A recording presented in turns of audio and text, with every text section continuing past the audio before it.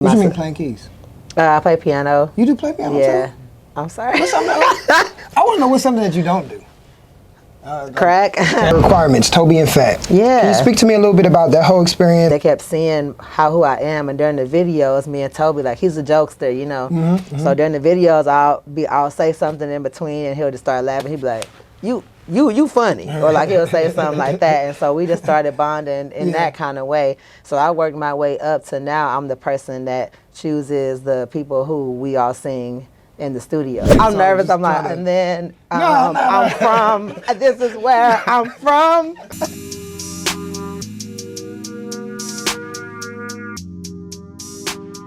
Welcome to Who Do We Have Here, episode 8, and today I have a very, very, very special guest.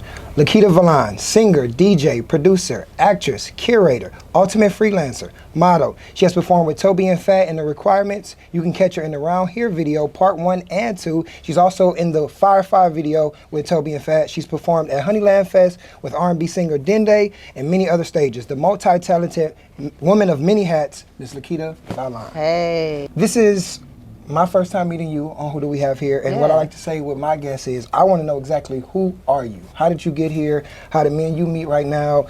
Who is Lakeita Valon? Oh, okay. How did I get here? Well, how did we meet? Instagram. Instagram. Yeah, and then I appreciate you for reaching out. Oh yeah, no problem. Definitely enjoy your content and everything. That's how I got here. Who am I? Definitely. Yes. That's kind of a crazy question. Like, where do I even start? Do I go back from childhood? Yeah. Okay, I was like, what am I doing? So who I am, I guess, as a child, since I was a little kid, like 5 years old and up, always doing like ballet, started off in dance and then singing in the church. So that's how I kind of started off doing music. My family is pretty much like one of those band families, I would say. Like I was the only person in the house that was singing. Okay. But everybody in my house did band in school and stuff like that. I'm from Alabama. Alabama, okay. Yeah, wow. So you probably hear a little country. Yeah. So when did you get here? I got to Texas in 2008. Oh, yeah. You're fairly new. Yeah, so it's been, what, like 15 years? 15, 16 years, yeah. And then I was here in Houston and then lived in Corpus Christi. For 6 years. Yeah, I seen it on your page that you were shouting out Corpus Christi a lot. So I originally thought you were from there. Everybody thinks that I went to college out there, so I've been in Houston. How was that experience? It was good. I feel like I got introduced to a lot of different foods, a lot of different culture out there as well. So I feel like it's a second home for sure. It's where I started doing more gigs and everything, bar scene, anything like that is kind of where I really became more of an adult, I feel, out there in Corpus. So when was the jump into, okay, I want to try singing and take that serious? When was that? Since I was a kid, like I've always wanted to be, what's crazy, I've actually always wanted to be a designer of doll clothing. I know that's kind of, doll, like Barbie doll. Clothing, doll. Yeah, so that's all I wanted to be originally. Okay. But then I've always loved music, always singing, inspiration, Aaliyah, Michael Jackson. I'm messing up this paint. I don't know how you're doing this. You do it. You can do what you want. It don't really matter. It don't really matter. Started, Michael Jackson, Aaliyah, a lot of my influences, and then from there I would just try to like imitate their voices, if that makes sense. And that's kind of how I started. And then, like I said, in choir. My grandma was the choir director. Okay. And that's just kind of how I started. So when you're performing on stage, whether it's dancing, singing, DJing, etc., what does your preparation routine look like? And what are some things you tell yourself to get yourself locked in those moments? Okay. I think for singing, I try not to talk. Like in the beginning, like maybe like an hour or so before I have to sing. Okay. I try to like disconnect from people, like find somewhere in solitude and just kind of woosah. Okay. Get my mind together like that, because sometimes, when you have shows and if you're out in the public, people start asking you all these questions and they can't really focus. So I feel like that's probably my singing prep. DJing, that probably starts at home. Before I go to the gig, I'll just be at home, like listening to different music, or actually kind of be like that whole week. I'll put myself onto different music on Apple Music. Just click a song I like and then let it kind of play, and that way I'll get more inspiration. So by the time it's time for my set, maybe like at the end of the week, I'm already like inspired. How do you know what songs not to play? Or like what songs are hot to play, or what songs are not hot to play, I guess? I guess in my DJing, I feel like I want people to get to know who I am. So doing that, I don't really try to play the popular stuff all the time, but I know there's songs that people like. Yeah, for sure. I think it's more so like when you come in here, I want you to be able to like, oh my God, like haven't heard this song in a long time. Yeah, I love those I don't feelings. know this song. Yeah. Like Shazam DJs Ooh. kind of vibe. So Yeah, that's more of my speed. But if there's songs that I know are popular, like if there's a Sexy Red or a certain type of song that I actually like, then I'll play it. Okay. And I just kind of read the room too when That's people all walk in. So the relationship with Fresh Oranges, how did that come about? And DJ Mocha Loca. I know we touched on who Lakeita is, but I want you to explain to me who DJ Mocha is, and then where did the passion from DJing come from? Okay, so I definitely already have a passion for music, so I've always wanted to DJ. I just heard the music in my head, but I didn't know how to press the buttons. So when I was living in Corpus, I used to work at a radio station, and I had asked my boss. I don't know what working at a radio station? Yeah, I thought you were talking about my painting. I was like, ooh.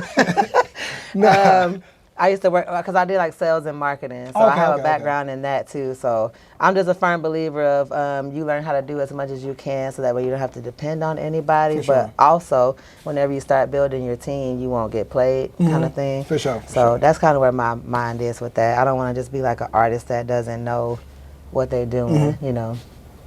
So the DJing came about in like 2017. I was practicing at home, but I didn't have any equipment. I was just using like the online virtual DJ. So you can use like the keys on your computer the same way. And so I used to work at Victoria's Secret, and one time this girl, we used to throw events there at Pink and Victoria's Secret where they would need a DJ. And then she was just like, you do music, you probably know how to DJ. Just saying something, just like she was like, you probably just know how to DJ because you do music. I was like, that's not how that goes, but low key, I've been practicing. And so that was my first gig ever. It was like, I started off in corporate. Paid gig? It was paid, yeah. Wow, I started off in corporate gig, and so I just started looking up DJ mixes, not like their actual mixes, but more so like their edits of their version of songs. And I was like, I need a playlist or something that sounds good, so my selection is good. And I was just DJing and mixing them, and people was like, oh my God, they really liked it. And I was like, dang, it's my first time, and it's corporate. So that's kind of how I started, knowing how much you're supposed to get paid, what that looks like, playing clean music, you know what I mean, like no cursing and stuff like that. So because I started in that way, it's an easy transition for me to do events and things like that. So I'm sorry. Oh no, you could. So how did you get to Fresh Oranges? Fresh Oranges. Shout out to MBK. Me and him went to high school together, the guy who created it. So once I moved back to Houston in 2019, it was pretty much like, oh, you back? Bet, say less kind of vibe. And he had just created Fresh Oranges, so I started off performing at the first one. Like I sang at the first one. Yeah, because it's for unsigned artists, right? Yeah, it's like for underground artists. It's really an opportunity for artists to be able to learn how to perform with a live band, and also for a band to learn how to play with artists. So it's really like a learning. Because once we have like artists that perform their set, we have like about 2 artists that perform their own set, their own music, and then after that we do a live jam. And so it's an open jam. People get up there, you will learn how to collab, network with different people, and that's the whole point, is for everybody to learn and just not be scared, you know. And so the DJs he had, they kept kind of flaking. And I just kept telling him, like, let me be your DJ. And he never heard me DJ before. And I was like, I promise you, man, just let me be your DJ. That's hard. And I did that one time. And after that, everybody was like, yo. And he was like, so you want to be my DJ? And I was like, 5 years later, here we go. So you got the job there? Fresh Oranges? Yeah. I'm part of the team. Part of the team, yeah. Oh, so I'm part of the team, and I'm the DJ. We do it every first Friday of the month. Okay. So, I didn't know it was like the artists get to perform with the band. I didn't know it was. I just seen it was unsigned artists, but I didn't know both get to practice with each other. That's pretty good. Yeah. When it comes to artist development. With the artists that we choose, it's basically like they have their own bands, and if they don't have one, then they can let him know, and then he'll be able to find some players for the bands. So they do their own set, like they have like a 25-minute set where they perform their original music.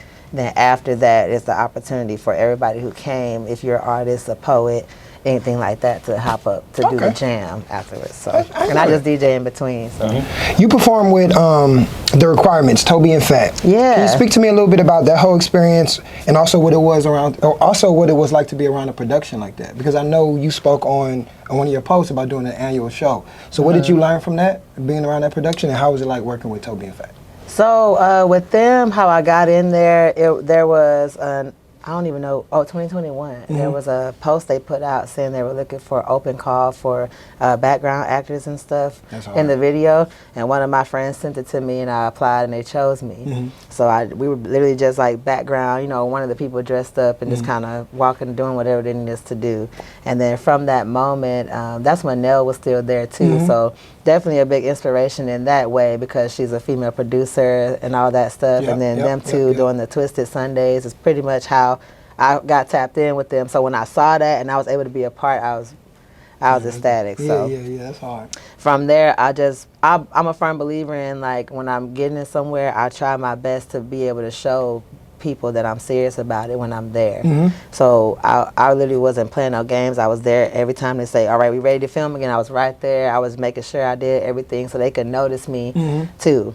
And they did. So over time, 5-5 was right after that. It was like a couple months after that. It was February was the first video I was in. Then 5-5 was in May in 2021. And then they hit me back up. They sent another one out again. I submitted again, and they chose me again. That's hard. So I'm never looking at it like, oh, I'm in there, now I'm in there. Like, I'm always trying to fight for my spot and stay relevant or whatever. So once I did 5-5, they said after that, this is the group of people that will keep reaching out to y'all. So then they locked us in. Like, so they had a specific group. Yeah, it was like these between. They like, we're still gonna offer the opportunities out to the world, but because you guys have been a part of more than one production, now you might be in the email list. Basically, whenever we need people, we'll ask you to submit. So I just kept submitting and kept getting chosen. I've been working with them since then, and then they kept seeing who I am, and during the videos, me and Toby, like, he's a jokester, you know. So during the videos, I'll say something in between, and he'll just start laughing. He'll be like, you funny, or like he'll say something like that. And so we just started bonding in that kind of way. So I worked my way up to now I'm the person that chooses the people who we all sing in the studio. So now this last album that dropped, I did the background vocals on there too with a couple of other people. That's a good. So did you do the show? I think it was 2022. At 713. 713. I went to that one. Yeah. So we had just did ACL. So you know Brooke B. Yeah, Okay. Actually, I sent it to her. Oh, okay, yeah. I know Brooke is in the production. Yeah, I had just met her, and then I was like, hey, they have another thing, and I sent it to her, and then she was like, I got in. I was like, what? That's hard. So that's always my goal too. Like, I'm not trying to gatekeep or hide nothing. The same way somebody sent it to me, I could do the same thing, you know, for somebody else. So yeah, it was cool, good experience, and for the most part, now I'm real cool with like his manager. Like Toby actually knows my name, like that kind of stuff. That's good. And I've learned. I think that I've gotten a chance to experience being on like this huge stages and stuff doing the ACL. But there's a lot of things like the way that I run and operate my own self. I was teaching or coming in trying to like offer that assistance too. Like I talk to his manager a lot, and I'm like, I know we black, but we gotta move in a certain kind of way, you know what I'm saying? So if there's something I'm learning from them, or vice versa, I always try to offer that too. So they gotten to a point where they've actually like listened. Like his manager will get on the Zoom with me and be like, "What you feeling like, Lakeita?" That's good. That's good. I'm trying. I'm still working my way around that, but it's cool. How have you took what you learned from there? And put that into your own show, because like I said, I know you say you're doing an annual show. You want to do an annual show every year. So how have you taken what you've learned and bring it to your world? I think what I do like about them is like how we do the Mint, how he has like a theme, or I've seen wardrobe. Like I've just thought about other things that go into it, more details that go into it. I wouldn't say if there's anything.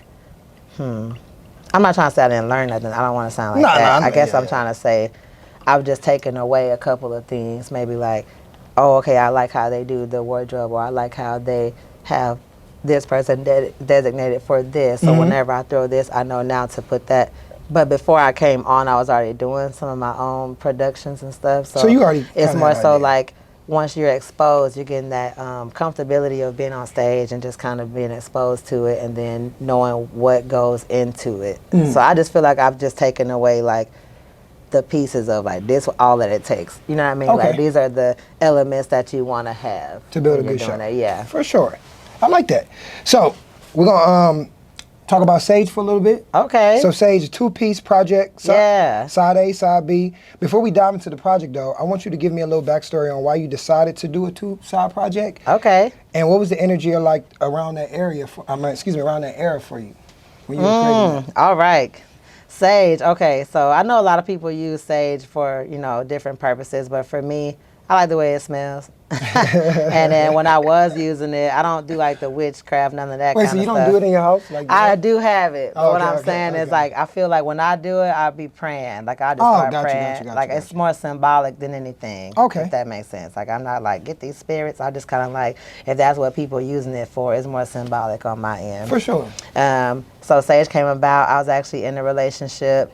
It wasn't really about the relationship all the way, but I just kind of went through something with like a friend, and then when I got my relationship, that particular friend, it was kind of a rift between my relationship and that friend. Let's just say that. And so some of those songs came from that, like nobody caring about how I felt in the situation. And then other songs just came from, I feel like I was the type of artist that I didn't like. I still care about what my mama thinks. Let me just say that. So, and the situation with the friend was literally like something happened with a friend while I was single, and then you know how everybody cool, so it's kind of like, why would you do that to me? I like her or whatever, right? And I didn't know that. I didn't know that. So that's what it was.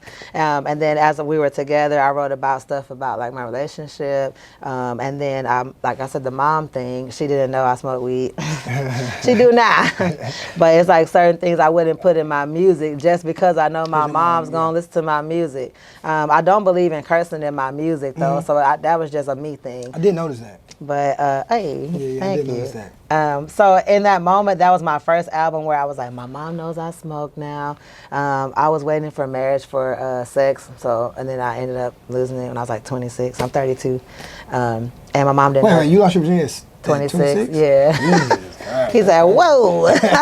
And so she didn't know that still because she knew what my goal was. And then when basically like once I told my mom those two things, I feel like those were my main two things she didn't know, then I felt like, okay, I'm more free. Is it because you just didn't want to disappoint her? Yeah, like I just feel like, you know what I'm saying, like it's your mama. So I just feel like if she wasn't trying to have that conversation with me, I wasn't going to be like, hey, by the way, like, you know what I'm saying? And so I think that that's what it was for me. And once I was able to release, then I feel like my music became more free.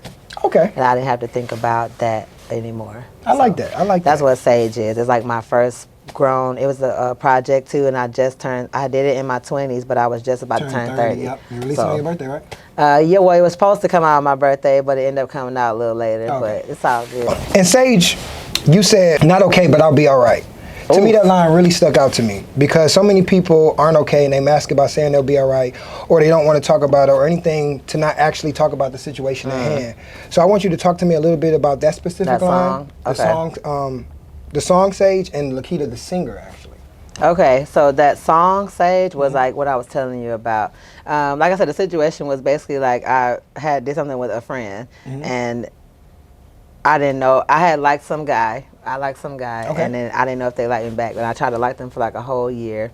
Nothing happened, so then I just moved on. And I did one thing with one person, but then when that person told, it was kind of like, why would she do that? I liked her. And I was like, but I didn't know you liked me. Yeah. And so in that song, I had to still try to, once I got with the person the person I actually liked the whole time.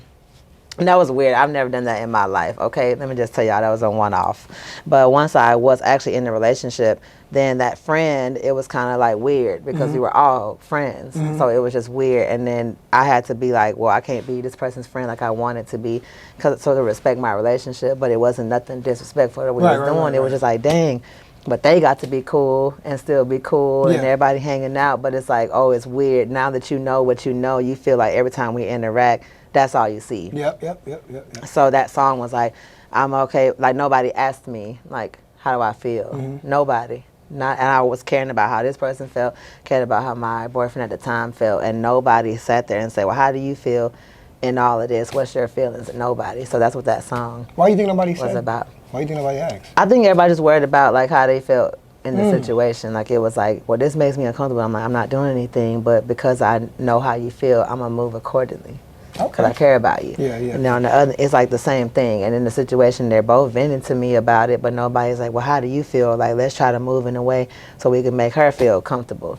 Nobody did that. So when I was like, I'm going to do what I want, where do I want, when I want to, because it's like at this point, y'all doing what y'all want to do, and nobody cares about how I feel. So. Do you still have relations? Like a relationship with them too? No. Oh, cool. Yeah. Am I in a relationship? No. Yeah, not in a relationship. Yes, for sure. but it's cold out here. Also, too, on "Tell Me That You Love Me," and most of side A, I'm getting this '90s neo soul vibe, right? And even how you started rapping when you switched up the flow. Like I think you did like a. Oh, what song you said? On "Tell Me That You Love Me." Oh, okay. And you did like when you were rapping, it gave me like how Snoop came on the Chronic. It's the capital. Like how you was going come in on! with the I rap. love Snoop Dogg. Yeah, and you really good, and you even did a great job with Old Man Saxon with the rapping. So I didn't know you could rap like that. So where does that come? Speak to me about Lakeita the rap. Where does the love for rap come from? You know, I really do like the blend of the New York and like the original hip hop, and I like the Cali smoothness about it. So. I don't know. I don't want to put limitations on myself when it comes to music in general.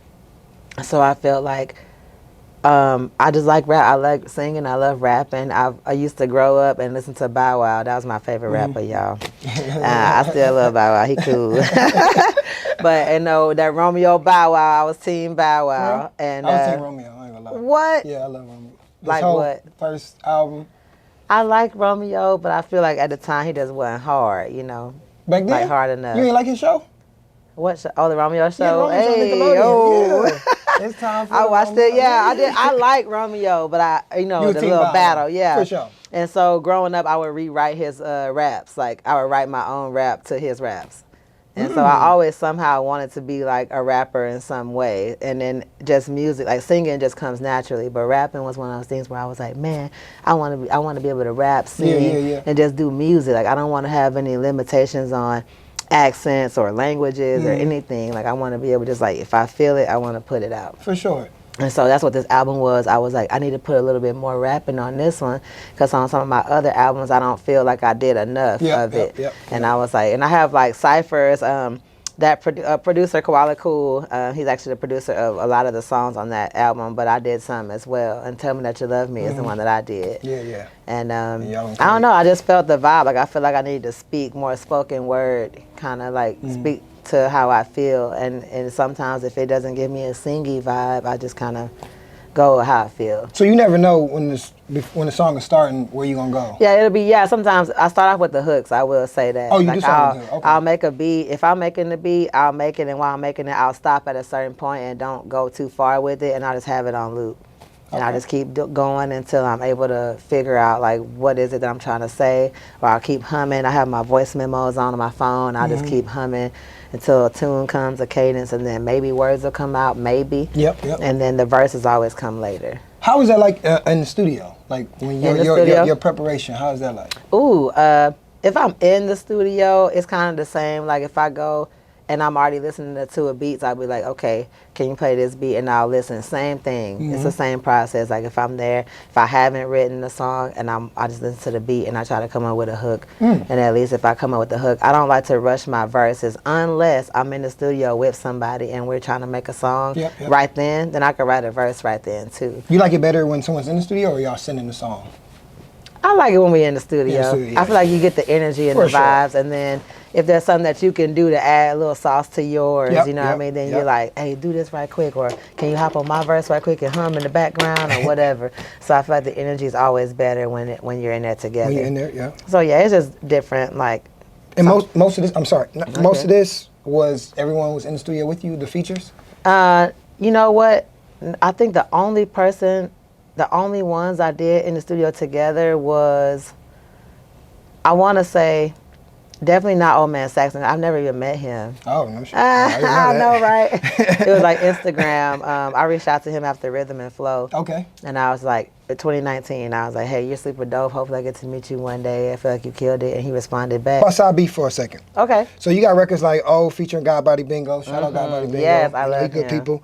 And again, this showing your versatility, not just being a singer, but also rapping as well. You hung in there with a pretty good rapper too. And y'all both didn't cuss. in the song. We didn't. So I think that was hard. So speak to me about how that record happened and how did that feature come, like you and Bingo's relationship? Oh, I love Bingo. Shout out to him. Yeah, he hard. Definitely, he's a Fresh Oranges family as well. Like he's performed that one and been there supporting. So just supporting each other. That's how we know each other from the scene. Okay, and, okay. One day I was actually I made the beat for that song. I was making beats on live on Instagram, and then he just was commenting like, that beat go hard. And then he was like, hey, I kind of want to hop on that beat. And that was like maybe a year or so before the song. And so he forgot he said that. And then I was like, hey, you remember that song? When I went back to it, sometimes I'll just go back in the archive and be like, why I never do nothing with this song? And I was like, let me see, maybe God by the Bingo want to do it. And then he was like, I forgot I even said that. And I was like, you ready? He was like, yeah. So I just wrote to it. And then I sent it to him, and we didn't get to be in the studio together. He's one of the people that sent me his verse. Okay. And so once he sent it to me, I was like, I'm with it. You with it? Like, I was rocking with it, yeah. Your writing process, because I used to be a rapper, so I would have to, I can't freestyle, I actually have to write it down. Okay. Practice it. So what is your writing process like? My voice memos. Oh, yeah. I just recorded on my voice memo and so you don't write, you don't put it in your notes? Afterwards. So what I'll do is I'll have my voice memos on, I'm freestyling. Even I have them on while I'm making the beat, or if I'm listening to a beat, I just always have it on. That's smart. I never thought and then I just go back, and because sometimes I'll say something and I'm like, oh man, like what did I say? You forget the rhythm of how you said it and stuff, yeah. So I just go back and pick out all the good parts and then I write them down. And then from that I take out stuff, like formulate the song, and then I write my verses like that. Okay. I didn't know how that worked. All right, another song that stood out to me was Waiting for You. It shows your vocal ability, excuse me. Beautiful storytelling, not just in the song, but the music video as well. Okay. And you're into film production, right? Yeah. You do that? Okay. So I want you to put me in the mindset of Lakeita, the film director. You directed Waiting for You. Yeah. You also directed and edited Cloud High and Tell Me That You Love Me. So again, just showing off your many talents. So tell me, who is Lakeita, the film director? So with college, I graduated with music, theater, and dance. So in theater, I graduated with more of a directing and writing emphasis, even though I did some acting. But that's what the theater portion of it was, more like writing plays, directing, and trying to curate a show. Okay. And so I've always just had a passion for like anything I see. I just love art. So it's crazy, but it sounds crazy, but it's just like, that's how I feel, and in every single aspect, I'm like, I'm watching a movie and I'm like, oh, that was a cold angle, or like just whatever. Growing up, me and my sister, she's also like a blogger, fashion and beauty inspiration.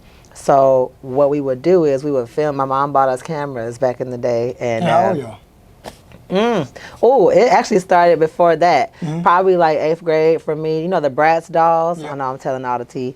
The Bratz dolls, me and my sister loved those. And the big old camcorders, like from back in the day with the VHS. My dad had one. Then when the times changed, like he got digital, so then he just gave it to us. So we just started filming. Filming ourselves. Yeah, I started off like that, filming ourselves playing Bratz. Like my sister, I was in 8th grade. My sister was like in the 4th grade, and so we just literally started filming ourselves. We would be like, today we doing Bratz Sweet 16, or today we doing whatever, and we would literally like film ourselves, improv, just like Curb Your Enthusiasm or The Office, like improv. And then over time we started getting better at it. Production, like, okay, this one we gonna make it shorter, this one we gonna make it longer, this one we need to have a focus. Like we really started like that. Are y'all putting these things on YouTube, or y'all just on tape? Oh, so I have them at home. I have them at home. You gotta release them. It's an initiation process. If you're my friend and I show them to you, and if I never showed it to you, I'm sorry. It's coming, maybe. Maybe it's still in the trial. After that, as we got older, she started doing the blogging and stuff, and I was doing my music. And so we would film for each other and then go edit our own stuff. And so that's really how it started, like YouTube, getting on YouTube, like filming myself singing, playing keys, or doing like little videos. What do you mean playing keys? I play piano. You do play piano too? I'm sorry. I want to know what's something that you don't do. Crack. I know you play the piano. A lot of stuff I don't do. I just try my best to be How long you been playing piano? Oh, piano, probably, I started playing by ear when I was in maybe like 9th grade. Wow. But then after that, I learned how to read music in 10th grade in a class. Read music too? Yeah, but it's been a long time. I'm a little rusty. I ain't gonna lie. If it was in front of you, you would know. I could pick it out. Like I'd be like, every good boy does fine. Like all the lines. Is it hard to read music if you remember? I think that it's hard to play and read at the same time if you don't exercise the muscle. Got you. And I feel, but as far as me knowing chords or something, like if you said, oh, A chord, boom, I could do that quickly. But the notes, I have to get back in the rhythm of playing because I was doing it in school, and after that, I could have just kept up with it. But I can play still. I just don't read music that much anymore. Got you. So, do you have any films? Like, have you ever done any short films that you've actually directed? You know what? No, I'm actually trying to get more into that this year. That's why I keep buying like more equipment and stuff like that, because every time I meet up with somebody who's written scripts or used to do it, like it becomes a task. Like, hey, let's meet up and write, and then it's like it never happens or whatever. So I think right now I've just been getting the equipment, getting things together, and then I'm trying to do them. Be a guinea pig on myself and doing with my videos first. So for the Magnolia videos, a lot of them I don't want to be in them. I actually just want to pick actresses or people to act out whatever my vision is for that song. And you direct it. Okay. Yeah, so that's why I told myself, I was like, well, the best way I could do it is if I have my music, I could maybe just start there. Album Magnolia. Okay. I saw that last night you were mixing a few more songs for the live album, and the official album is getting mastered. What can we expect from that project, and how are you approaching this project versus how you would approach Sage? Okay. With this project, I've only produced one song on this project. So with Sage, there was a total of 8, and I did a few, Koala Cool did a few, and then we produced a few together. Okay. This project is majority of them is all mainly Koala Cool. I felt like I've already proven to everybody that I can produce, so I was like, all right, now I want to be able to get some different perspective. I feel like beats are perspective, like something that I probably wouldn't have created on my own. And I have a song with him, and then I have one song that I produced on there, and then another song by my friend Joe Mai. So that's the different approach, I would say. Less production from me on there. How many songs on the album? I want to say 13. 13? Yeah, okay. I think it's 13. I don't want to lie, but I think it's 13. How many did you actually record for the album? What do you mean? Like in total? I know usually artists record a whole bunch of songs and they have to pick. So you know what? I'm a firm believer, like I won't even get in the studio if I ain't gonna use it. Got you. I might have came up with a bunch of songs, so I probably came up with like 20. Okay. Or whatever, but there was like a few beats that I picked that I didn't use. So there's probably like 4 beats or so that I chose that I couldn't write to it in the moment. So I don't really force it. And so if I can't come up with none, I won't go in the studio because that's money. Do you got a release date? I don't. It's really just about when everything's done getting mixed. Okay. Because with Sage, that was my first time ever putting out an actual release date, and it didn't even come out when it was supposed to. Okay. And so I'm just going to stick to the Beyonce approach. Surprise is out. Yeah. And that normally has worked for me. And that's good. Like, surprise is out. Go stream it. And so everybody can, this probably approach what I've learned from a lot of my artist friends too, and even from my producer. They were saying like it's best to have it all and then upload it, and then after that tell the release date. So at least you know for a fact you already got it uploaded, it's on private or whatever. So I've been learning that part. Okay. So that way if I do want to do a release date, I already got all the stuff. So it's not like I'm saying something hoping that I get it back by that time. That's hard. I like that. That's different. But yeah, with Sage, with Magnolia, I think that, like you said, getting more into directing and stuff like that, a lot of it just be finances or that's life. Really what stops me. Yeah, because homeowner, like it's all that kind of stuff. We understand. I was like HOA kicking my. Okay, so we down to the last questions. Some quick hitters. I'm just gonna ask you some quick questions, and you can answer them however you want to. Bet. First kiss. 8th grade. Tongue kiss. First tongue kiss. Yeah. 8th grade. Yeah. You remember the boy? We have a prom. Yeah. Yeah, I do. He tried to lie and say it didn't happen. But everybody knew it did. Yeah, screw it. Look at me now. I don't know.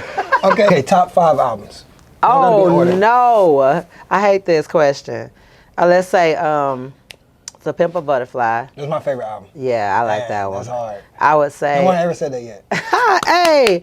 I would say, was it Dial Freak, Erykah Badu? Okay. I like that one just because of the different phone. I don't know the theme. I would say, this is hard. Invincible, Michael Jackson. Michael Jackson, okay. I'm trying to go all categories. Unpredictable, Jamie you Foxx. got one more. One more. Oh, okay. I would say, man, that's so... American Gangster. Jay-Z. Ooh, that's fire. That's a good one. Favorite Eminem song, favorite Lil Bow Wow song? Eminem. Dang, I'm sorry, y'all. Don't get mad. Maybe I'm cleaning out my closet. Okay. And then, forgot about Dre. Maybe something like that. And you said, what's the other one? And favorite Lil Bow Wow song? Oh, no. If it ain't Fresh, it might have to be Fresh as I Is. I ain't gonna lie. No, he got so many. Pole in My Basement, Fresh as I Is. My name, what's my name? What's My I don't Name? know. Sorry. That's kind of hard. I ain't gonna lie. I like Donna Dutch. Donna Dutch is one of yours. Hard. I like that song too, but I forgot about it until she said it. That's all. Okay. What does Lakeita Valon want to be known for, and what can we expect from you in 2025? Okay. I just want to be known for somebody that is genuine, known for my drive, and known for just trying to be vulnerable in every aspect and allow people to feel comfortable around me. Like, that's really my whole goal with my music or who I am as a person. I don't ever want you to feel like judged. I don't ever want you to feel like I feel I'm better than this, whatever. Like, I literally just want to, everywhere I am, I want to be a safe space. So that's what I want to be known as, a safe space in my art, everything. And then what you can expect is what some of the things we talked about, more visuals, more films, style things, hopefully more merch, more music, stuff on vinyl. Like, I'm looking forward to doing, just elevating the brand and more DJing for sure. That's more hard. Mocha Loca, so. That's hard. So yeah, that wraps up. Who do we have here with Lakeita Valon?